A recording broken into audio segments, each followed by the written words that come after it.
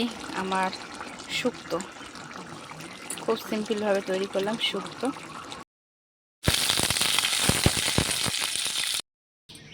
আজ করবো একটু শুক্তো রান্না, তো এই যা আছে তাই দিয়ে রান্না করব। আর করব কলমি শাক, আর কিছু একটা যদি করি পরে দেখব। তো এখানে দেখো কাঁচকলা কেটে নিয়েছি, গাজর নিয়েছি মিষ্টি আলু, সজনের ডাঁটা না, এটা নাজনার ডাঁটা, কুমড়ো, উচ্ছে, আলু।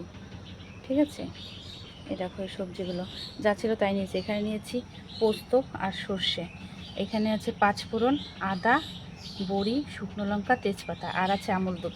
তো এই দিয়ে আজকে বানাবো আমি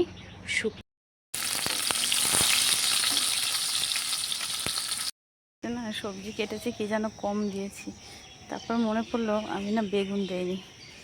তারপরে চলে আসলাম বেগুন নিতে। চলো কোন বেগুনটা নেওয়া যায়, এটা ছোটো।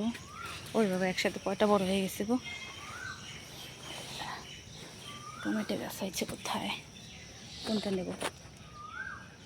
এইটাই ছিঁড়ে। ওরে বাবা কত বড় হয়েছে বেগুন, দেখো কত বড় বেগুন। এগুলো ভেজে রেখেছি, এখানে পোস্ত আর সর্ষে বেটে রেখেছি, এখানে দুধ গুলে রেখেছি। আর এই যে মশলা দিয়ে এখন দেবো সোমবার।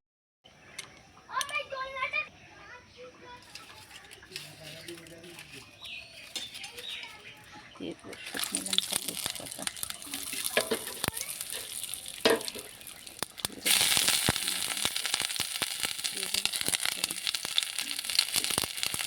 এইটা একটা ভাজা গন্ধ বেরিয়েছে, এটা যদি ভালো লাগে।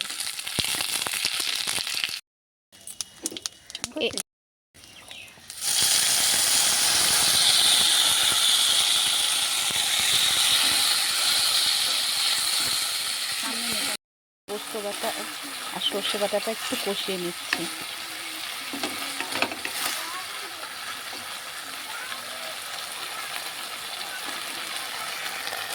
আমি ভাজার সময় কোনো লবণ দিইনি, তাই আমি একবারেই লবণ দিচ্ছি।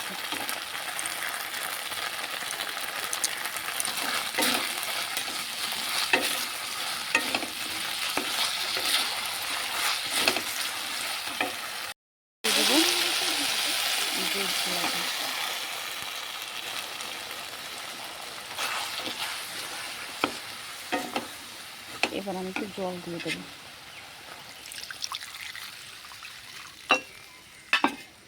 এবার সমস্ত সবজিগুলো দিয়ে দেবো।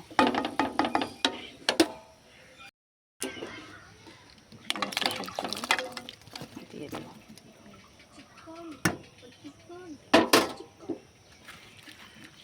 তো আমার একটু জল লাগবে, কালার এসছে। এবার আমি ঢাকা চাপা দিয়ে দেবো। আর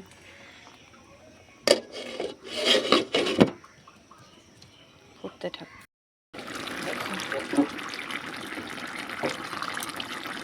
আমি একটু চিনিও দিয়েছি, সেটা তোমাদের দেখাতে মনে নেই।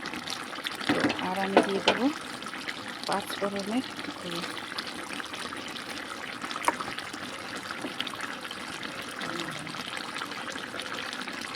একটু অল্প করে দিয়েছি।